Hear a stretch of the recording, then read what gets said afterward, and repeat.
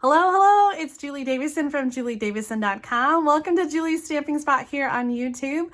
Over the course of 2021, I have shared 145 videos. Oh my gosh, there's so many favorites. And through the end of December, I'll be sharing a project playback, a favorite project from over the last year, which is going to be a new weekly series in 2022. I can't wait to rehash and look back at some of these projects. Now, some of the things I'll be sharing are using products that are no longer available, but I hope these project ideas will inspire you to use what you have at home, or if you want to go shopping for some brand new stuff, you can do that at juliedavison.com/shop. I recently surpassed 2 million views here on YouTube, and I can't wait to see what the new year is going to bring. Our goal before the end of the year is to reach 20,000 subscribers, and it's crazy to think that only half of the people watching these videos have subscribed. So please, if you enjoy Julie's Stamping Spot videos, please like, subscribe, and share our channel with your friends. I can't wait to share even more in the new year, but until then, I hope you enjoy these project playbacks. Thanks so much for watching. This masking technique is really cool to make your images pop. You can still get the Butterfly Brilliance bundle, or you can use other large dies and coordinating stamps to create a similar look. Stampin' Up! Provides a bundle focus for us every month, which means that we get like a little class plan and marketing resources and images to highlight and promote new products. And so we have this really cool project that they posted as one of the bundle focuses, and so that inspired the card that we're going to make to start with. So this is not what the card looks like, but I loved the technique that they shared, and so I did something similar. I didn't really mean to show you the card first, but I guess you're going to get a peek tonight. I'm using the Stamparatus to stamp the giant butterfly stamp. So here's a peek at it. It really is like one giant stamp, and then it coordinates with that die, so it cuts out those images. So you can stamp and then die cut, one stamp, one die. It makes it super easy to make a bunch of butterflies. So we are going to stamp on a piece of white cardstock, and this is 3.5 inches by 5 1/8 inch, and this is just going to be a monochromatic card. As you saw, I'm using the color Calypso Coral, and I'm going to ink up the Stamparatus. Now, one thing I want to point out, because I haven't been using my Stamparatus very often, and so I kind of forgot about some of the bonus products. I just inked this up. So let me ink this, and then I will show you what I've got underneath here and show you where to find those products in the catalog.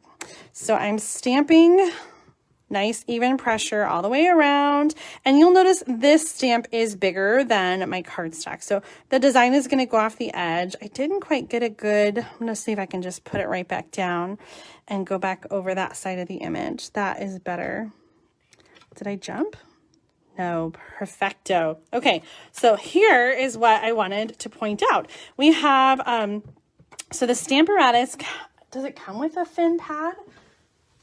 Let's get the catalog and check this out. So this is going to be in the annual catalog, annual catalog, and right here. So Stamparatus, page 164. We have a cute bag that you can store it in as well. Okay, so the Stamparatus comes with 2 magnets, a foam mat to use with the photopolymer stamp. So let me show you the foam mat that it comes with.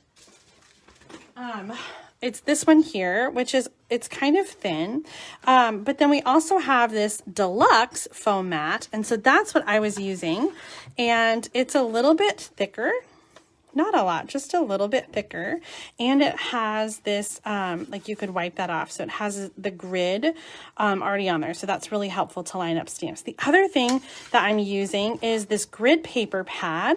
So this is the small grid paper down there, and this comes in a pad. I've just tore off one sheet, and I'm putting that over my mat so that when I'm stamping over the edge of my cardstock like I just did, I don't have to worry about getting ink on this. And it has 2 sides as well, so we've got centimeters and inches, and then you can use that like I'm going to for the next part of my project. So all that's on page 164 in the annual catalog. Let me close up on there. Stamparatus, and then the deluxe foam mat, and the small grid paper. And so that comes in a pad of 50 sheets. Okay. Let's move the Stamparatus out of the way because we're done with the stamping part. But we're going to still use the grid paper. And we're going to, I put just a little dab of adhesive on there because I want my cardstock to stay put. I don't want it to be shifting for this next part. And then I've die cut the butterflies. And so I'm going to use some adhesive on this piece around the edges so that it stays put while I'm doing the sponging. So I'm going to put this, line it up over the cardstock. So what I've done is I've created a mask, and now only the parts that are in the hole are open and will receive the ink. So we're going to use I'm going to use one of the new blending brushes. This comes in a 3-pack. It is currently not orderable in the United States, so you'll have to add it to your wish list, 153611. I believe it will be back in stock towards the end of March. But you could use sponges, sponge daubers. You could also use like a spritzer and spritz. If you use a spritzer, the water will cause this ink to bleed a little bit, so you want to use just very light water, and maybe that'll be a whole different look that you'll like. But if you can't get the blending brush, you could do the same technique with the sponges. So with the blending brush, we're just going to drag across the ink pad, and then we're going to brayer, burnish, right? So I'm just doing little circular motions to fill in the color in the mask. And you just want to hold down the mask so that it's not slipping. And you're going to keep going around until you get the color as dark as you want. So I am using the same color. This is Calypso Coral, the same color that I used to stamp in. So when you blend, it just makes a lighter shade. So you can use the same color, you could use a different color. It just depends on the look that you want.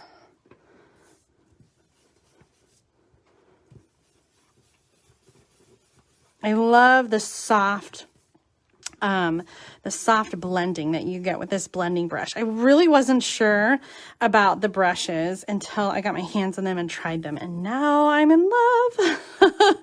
So you definitely want to get these. That's why they're so popular that they sold out. So when they come back in, make sure you get them. Like I said, they do come in a 3-pack. And then you can rinse this and let it dry and use it for other colors. You guys ready to see what it looks like? I'm going to peel this off the paper. And I tried to use, like I said, just a little piece of adhesive in the center. But look at that. Isn't it pretty? It just makes those butterflies pop. I love it so much. So let's put that aside and come over here to our card. This is Calypso Coral card base. And I'm going to glue this down. And I actually meant for this card to go this way because that's how the Stampin' Up! Card was. But I had cut my I cut my cardstock too long, and then I didn't want to cut any of the butterflies off. So I decided to make a different layout, and I came in this way and went all the way to the top so that I have an even amount of space around the edges.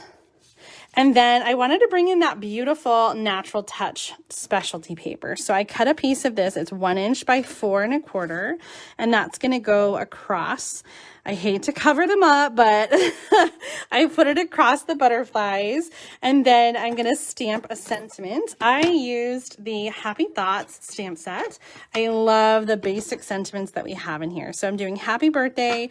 I'm stamping in Calypso Coral on the Petal Pink cardstock, and I'm going to just punch this out. This is I think it's called the Everyday label punch, one of my favorites. It's been in the catalog for a while, and so I think it might be one that's going to retire. So if you If you like it, you might want to think about getting it soon. The retiring list will be posted on Wednesday, March 24th, so watch for that coming in just a couple weeks. Okay, now to finish off my card, I just used some of that Ornate Garden ribbon. We used this in one of the celebration spotlights. It's a 2-pack. It comes with Old Olive and Calypso Coral. Might be terracotta tile, I'm not sure. It works with both colors because they're so similar. Item number 152479 for that 2-pack of Ornate Garden ribbon. And so this one I did the ribbon back and forth, and I also had tied a bow, so I'm just going to go ahead and use the bow since I did that ahead of time. And I just thought it was kind of a nice way to accent the card. So you can decide which way you like the ribbon, and you can do it however you'd like when you make this card at home. I like to put my ribbon bows on with a glue dot. So I'm just going to put that on and kind of push down and then pull it back up with the glue dot in place and add the bow. So tell me, which one do you like? Do you like the back and forth with the ribbon, or do you prefer the bow? And yes, a very monochromatic look with the coral tones. I love these colors. Petal pink is one of my favorite colors. Okay, that's it for today. I'm so glad that you were able to join me for this project Playback.